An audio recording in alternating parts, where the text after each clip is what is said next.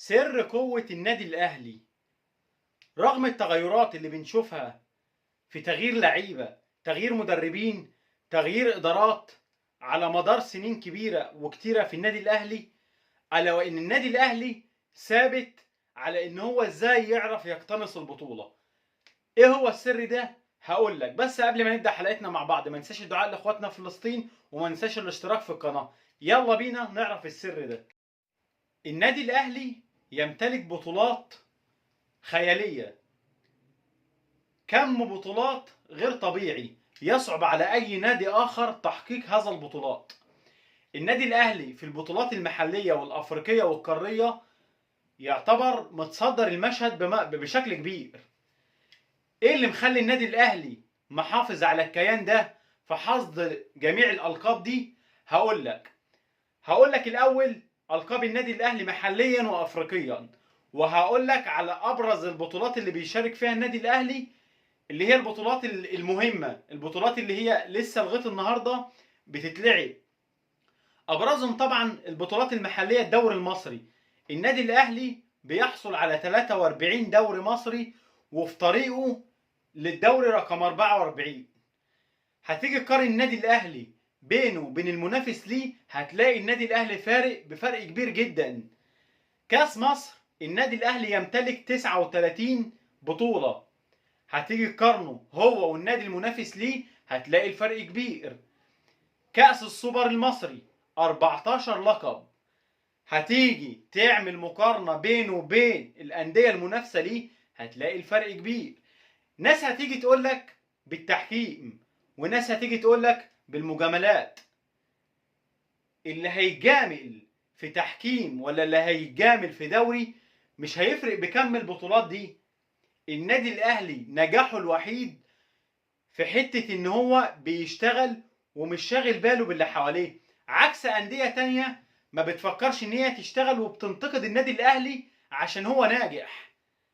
النادي الأهلي اللي في البطولات القارية، يعني حتى لو النادي الأهلي هيتجامل في البطولات المحلية أكيد مش هيتجامل في البطولات الأفريقية، ومش هيفرق عن أقرب منافسين ليه بنفس الأرقام اللي فارق بيها في الدوريات المحلية. النادي الأهلي سحب ال 12 لقب دوري أبطال أفريقيا. آخر منافس للنادي الأهلي كان مازيمبي كونغولي ونادي الزمالك المصري. كام لقب؟ 5 ألقاب. يعني في بطولة زي دي بيفرق النادي الأهلي عن أقرب منافسين ليه 7 ألقاب، أكتر من الضعف. النادي الأهلي يمكن الحاجة الوحيدة اللي واخد منها لقب واحد في البطولات القارية هي الكونفدرالية، بحكم ان النادي الاهلي دايما بيشارك في دوري ابطال افريقيا، فبالتالي ما بيلعبش الكونفدراليه، عشان كده ما بيقدرش يحققها. اما لو النادي الاهلي بيشترك بشكل كبير في الكونفدراليه كان زمانه عامل ارقام قياسيه فيها.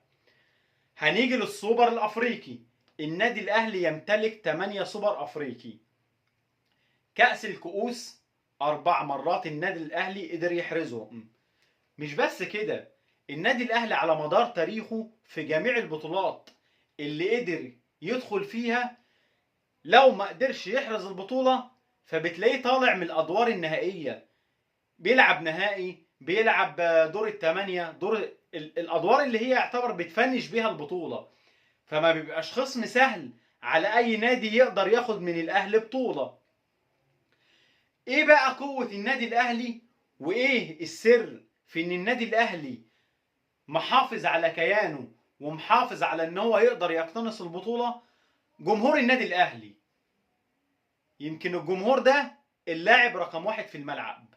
جمهور بيعرف امتى ينتقد اللاعب، بيعرف امتى ينتقد المدرب، بيعرف امتى لما يحس ان اللاعب فيه اخفاق في الحالة البدنية ولا الحالة الفنية بتاعته بيعرف يقومه صح، بيفضل ورا اللاعب لغاية ما يجيب اكثر ما عنده.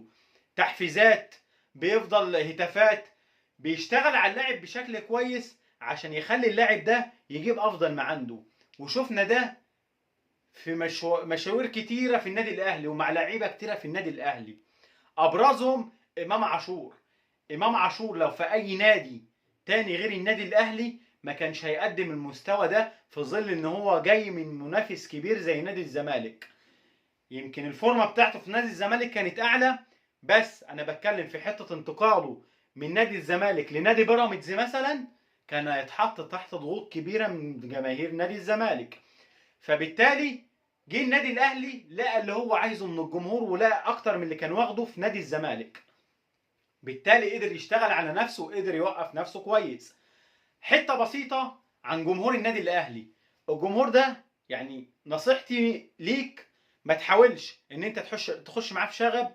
ما تحاولش ان انت تحاول تاثر عليه في حته ان انت زي ممدوح عيد رئيس نادي بيراميدز، في حته ان انت تعلي التذاكر.